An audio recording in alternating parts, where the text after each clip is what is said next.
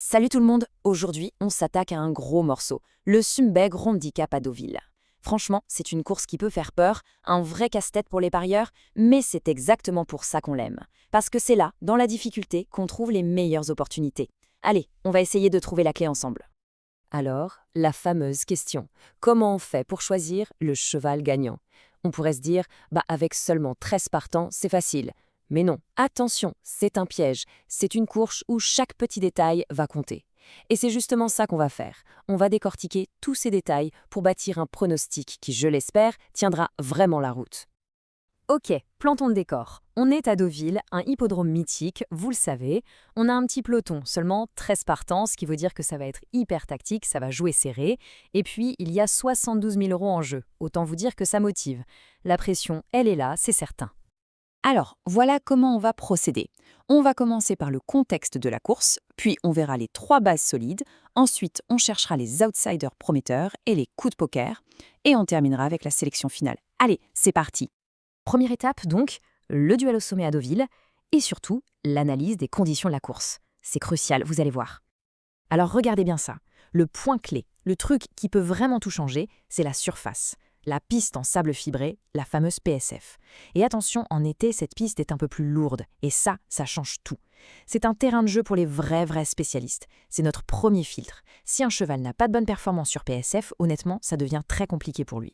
Et on ajoute à ça les 1900 mètres, une distance qui demande à la fois de la vitesse et de tenir jusqu'au bout. C'est pas pour tout le monde. Ok, maintenant qu'on a le contexte, passons au cœur du sujet. Les 3 bases solides. Ce sont les favoris sur lesquels on va pouvoir construire notre jeu. Et le premier, celui qui sort vraiment du lot, c'est le numéro 9, Stanguelli.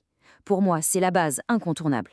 C'est pas juste un favori parmi d'autres, non. Il fait l'unanimité auprès des spécialistes. Et vous allez voir, c'est pas pour rien. Franchement, tous les voyants sont au vert pour lui. Il vient de faire 3e sur ce même parcours, donc on sait qu'il est en forme et qu'il aime la piste. Et surtout, regardez son poids, 53,5 kg. C'est un vrai cadeau, un avantage énorme. En plus, il a tiré la corde numéro 3, une super position pour ne pas faire d'efforts inutiles. Clairement, c'est la base la plus solide qu'on puisse trouver dans cette course. Notre deuxième point d'appui, c'est le numéro 8, My Fancy. Lui, on attend juste la confirmation. C'est un cheval qui est en pleine bourre en ce moment, sa forme est juste excellente. Et écoutez bien ce que disent ses entraîneurs, Pia et Joachim Brandt. Il adore cette PSF un peu lourde en été et peut confirmer ici. C'est limpide. Il adore cette PSF, c'est exactement ce qu'on veut entendre. Il vient de gagner ici et de belle manière. Son entourage y croit dur comme fer. Pour moi, c'est un signal super fort. Il est là pour gagner, pas pour faire de la figuration. Et pour fermer ce trio de base, je vous propose le numéro 10, Colgan Senora. C'est ce que j'appelle un outsider de qualité. Alors oui, il est peut-être un peu moins tape à l'œil que les deux autres, mais sa progression est vraiment impressionnante. À chaque sortie, il est meilleur. C'est un candidat très logique pour les premières places. Donc, si on récapitule, on a Stangeli, le favori unanime avec des conditions de rêve. On a My Fancy, le spécialiste de la piste qui est en feu en ce moment. Et on a Colgan Senora, celui qui ne cesse de progresser. Franchement, avec ces 3-là, on a une base qui est béton. Bon, nos bases sont posées. C'est bien, mais on va pas s'arrêter là, hein. Maintenant, on va chercher les outsiders prometteurs. C'est eux qui vont nous permettre de faire grimper les rapports et de pimenter un peu le jeu. Alors, qui en a? D'abord le 4, Joachim. Lui, c'est le spécialiste de Deauville, un vrai métronome sur ce parcours. Ensuite, attention au 6, Savanenstern. Il a été absent un moment, mais il a de la classe et il revient en forme. Et enfin le 12, Trou Tedesco. Ah, lui, c'est le vieux briscard. Il connaît les quintés par cœur. Il sait comment s'y prendre pour aller chercher une place. Allez, on passe au niveau supérieur en termes de risque. Là, on va parler des coups de poker, les fameux tocards, ces chevaux à très grosse cote qui, s'ils sont dans un bon jour, peuvent tout faire exploser et transformer un petit ticket en jackpot. Alors, on a qui dans cette catégorie? Le 2, Zen Spirit, le tocard de folie, a une cote de 25. C'est un pari, mais le cheval a de la qualité. Ensuite, le 13, Avoc.